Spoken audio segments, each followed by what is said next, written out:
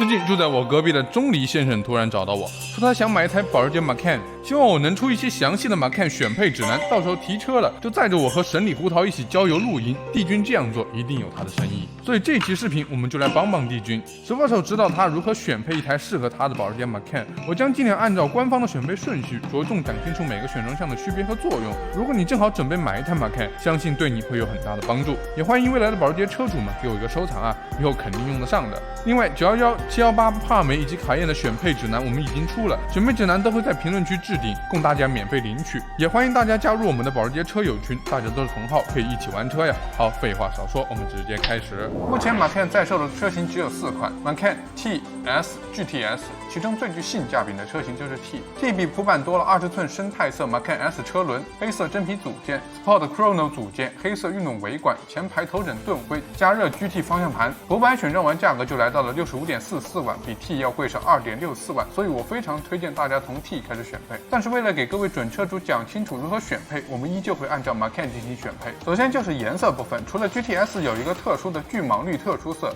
彰显自己是 GTS 以外，其他几款车型的颜色选择基本一致。如果想要让车漆变得更加有光泽和质感，可以考虑一下金属漆。特殊色的话，我是觉得没有必要，具体选择就看大家自己了。接着就是轮毂，普版标配19寸 Macan 轮毂 ，T 和 S 标配20寸 Macan S 轮毂 ，GTS 标配21寸 RS Spider。T 和 S 我不推荐升级轮毂，对于 Macan 来说20寸刚刚好，但是普版的话20寸选择不多，只有一个 Macan S。因为其他20寸轮毂的价格基本持平21寸轮毂了，都这个价格了，没有理由去选20寸。具体选择哪款是否升级，就看大家自己了。轮毂的选配上，防盗螺栓不必多说，防君子不防小人。但说实话，你要是选择了轮毂的话，建议还是上一个，因为 Macan 的轮毂确实不便宜，并且就彩色盾徽这一点 ，Macan 不像卡宴可以简单通过尺寸分辨是否会送彩盾，比如普版上的4.35万21英寸911 Turbo Design 不送彩盾，但4.26万的20寸 Macan S 又会送，让人有些摸不着头脑。但是 GTS 比较特殊，毕竟价格也摆在那里，基本所有轮毂都会送彩盾，所以这里就需要各位准车主在选择轮毂的时候多多注意一下。轮毂中比较特殊的就是 GTS 的21寸断纹黑色 GT， 该轮组需要搭配价值11.76万的 GTS 专属的 GTS 运动组件，该组件与雅辉 GTS 内饰、胭脂红 GTS 内饰、巨蟒绿 GTS 内饰相关联，需要3选1，副歌随意。在内饰颜色及材料部分，我的观点是轮毂可以不上21寸，因为开车也看不到，但内饰是咱们接触最多的地方，非常影响自己的体验，有必要好一点。当然主要是标配版太盖了。Macan 也是分为3个级别，标准内饰、扩展真皮内饰、真皮内饰。标准内饰只有方向盘悬挡杆和防尘罩式光面真皮，座椅则是人造革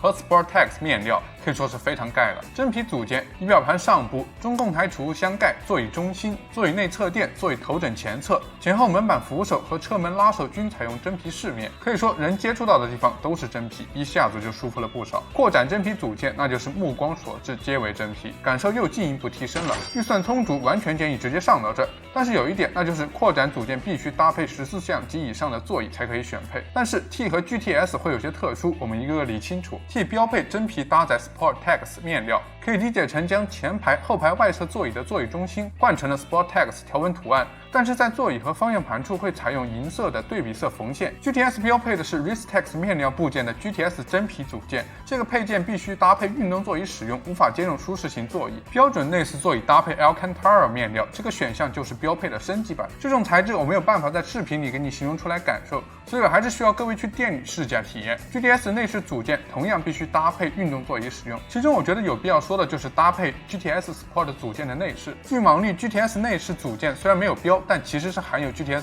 Sport 组件的，并且也是这几套里最好看的，但都是外观件，副歌随意。座椅部分依旧还是3个级别，8项、14项、18项，其中 T 和 GTS 标配的8项座椅都是运动型座椅，普版和 S 则是舒适型座椅。虽然它们不一样，但是保时捷在刀法上做到了一致，那就是都没有座椅记忆功能，这个需要14项及以上才支持。14项和18项的区别在于在基础调节上，分别独有一个转向柱调节和驾驶员和前排乘坐4项腰部支撑。然后座椅这个东西，我非常建议大家在确定好之前最好去试驾一番，看自己坐的舒不舒服，因为座椅是唯一一个大面积和人接触的东西。F1 车手的座椅全都是高度定制化的，只为让他们坐起来舒服。而且我相信谁也不想开完车腰酸背痛的。涂装和选装部分，这个就是纯装饰性的东西了，大家就见仁见智。座椅选装这里可以选择的很少，只有前后排座椅加热和前排座椅通风可以选。说实话，这两个选择都不错，都可以选上。但需要注意的是，座椅加热对座椅没有要求，但是座椅通风就需要14项及以上的座椅才可以选配，并且 GTS 会特殊一些。GTS 的座椅通风除了对座椅有要求以外，还必须选配真皮内饰、扩展真皮内饰。配置组件这里 Macan 的选项也很少 ，S 直接没有选配组件的选项。图板和 T 会有一个驾驶书享，二者只有2000元的差距。这个套装包括全景天窗、自动变光车内和车外后视镜，也就是防眩光，无钥匙进入，14项座椅，性价比还是不错的。除了无钥匙进入，都是较为实用的配置。这3个配件单选的价格也要3.67万，所以再加900就能获得一个原价7900的无钥匙进入也不亏。GTS 这边则是会有一个价值11.76万的 GTS 运动组件，如果将7600元的带碳纤维嵌件方向盘换成不带的，就可以省下7600元。但是这个配件的性价比不是很高，对于日常使用来说没有必要。如果有赛道需求可以选上，或者是副歌就可以随意。外部组件和外部设计，也就是看预算和审美的地方，我就不过多介绍了，大家根据自己的需求来就好了。车顶运输系统中，图板和 T 可以选配全景天窗，但是如果想要全景天窗的车主，不妨去看看我刚刚说的驾驶舒享选装包。传动性和性能部分 ，T 的话标配保时捷扭矩引导系统 Sport Chrono 组件 ，S 标配保时捷主动悬挂管理系统、保时捷扭矩引导系统、后轮可变扭矩驱动分配，带电控后差速锁，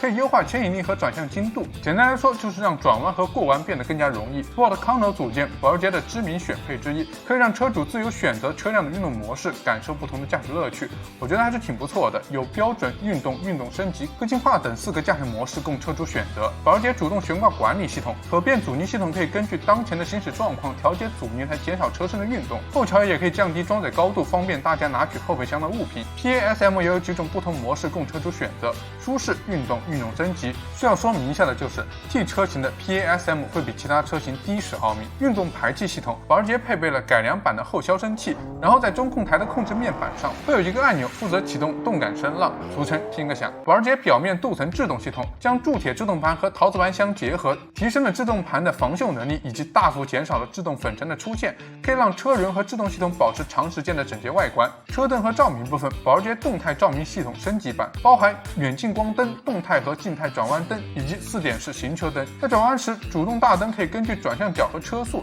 自动向弯道内侧旋转，提供弯道内侧的照明。静态弯道灯可以拓宽急弯处的照明范围。速敏大灯可以在高速行驶时调节近光灯的光程和光斑形状，从而照亮前方更远的路面。在恶劣天气或者视野不佳的情况下，又可以调暗上部光锥，以减少反射现象的影响，进而降低驾驶员炫目的风险。这个灯还是非常不错的，大幅提升行车安全，并且只需要5700，也不是非常的贵。自动变光车内和车外后视镜就是防眩目的后视镜，也是一个提升行车安全的选配。加热挡风玻璃，这个北方车主可能用的比较多，可以快速去除冷凝水和霜冻。隔热隔音玻璃也是一个不错的配置，可提升车内环境舒适性，并降低来自车外的噪音，我觉得还是非常有必要上的。内饰组件和装饰、安全带和座椅设计同样是见仁见智，我就不过多介绍了。方向盘和悬挡杆部分，我觉得性价比最高的还是加热式多功能 GT 运动型方向盘，因为会比普通的小一些，握感会更好一些。再往上就属于外观加成了，预算充足，喜欢的就上好了。悬挡杆要不要选，这个就看各位的预算了，因为平时接触最多的还是方向盘，内饰设计我也不介绍了。辅助系统部分，车道保持辅助系统就是字面意思，带自适应巡航定速控制系统的交通堵塞辅助系统，这个系统可以在系统限制范围内跟随前方车流，并按照车道标线行驶。